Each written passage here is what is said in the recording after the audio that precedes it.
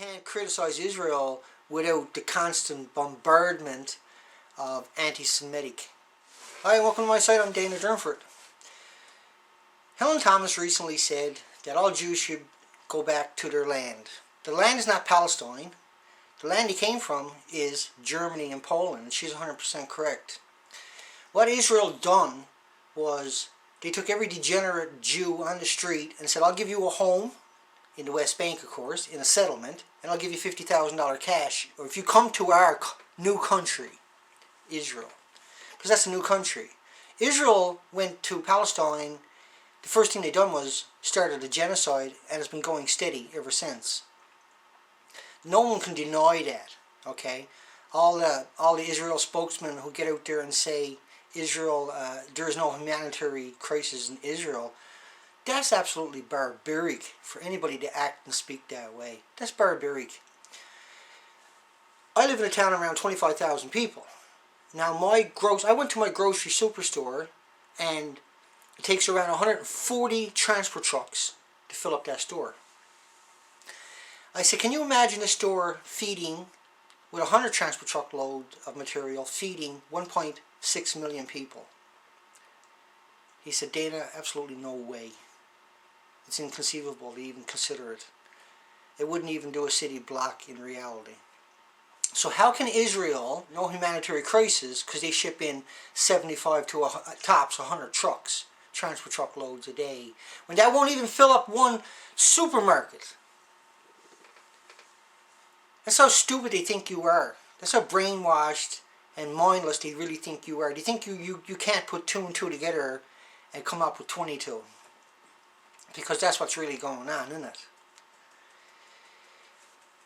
Israel is screaming constantly, give us back our land. They've taken all the land from Gaza, from Palestine, and they herded 1.6 million people. We're not talking about the displaced people.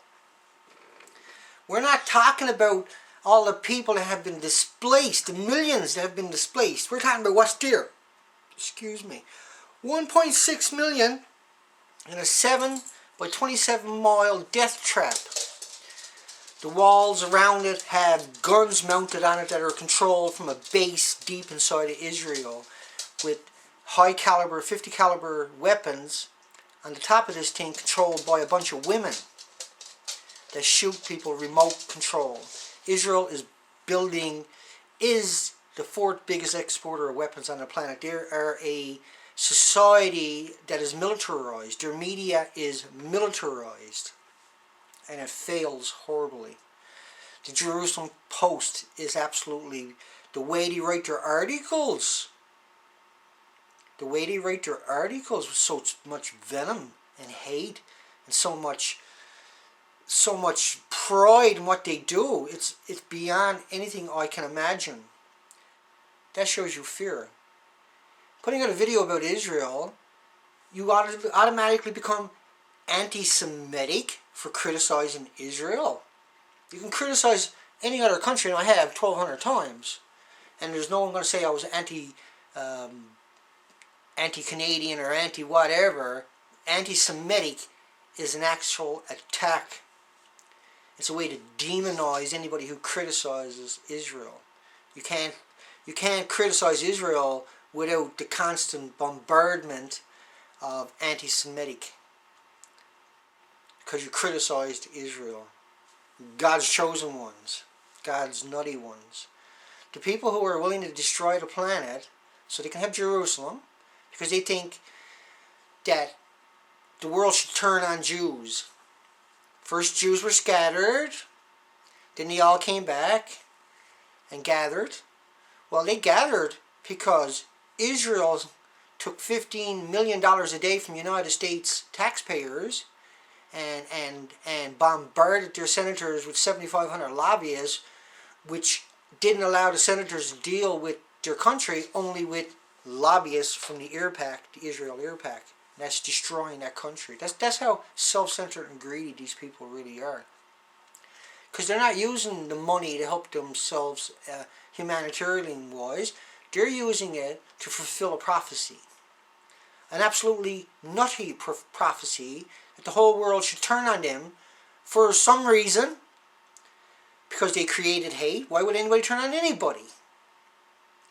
The last thing I wanted to do, and ever wanted to do, was point a finger at Israel, because I knew the bombardment of anti-Semitism and the brainwashing I'd been through growing up with a Christian background meant that I had crossed the line. But you have to realize, criticizing Israel is not anti-Semitic. No matter how many ways you spin it, how many you scream it in the States, how many of your lobbyist groups worldwide scream it out loud through their senators that they bought and paid for with suitcases of cash.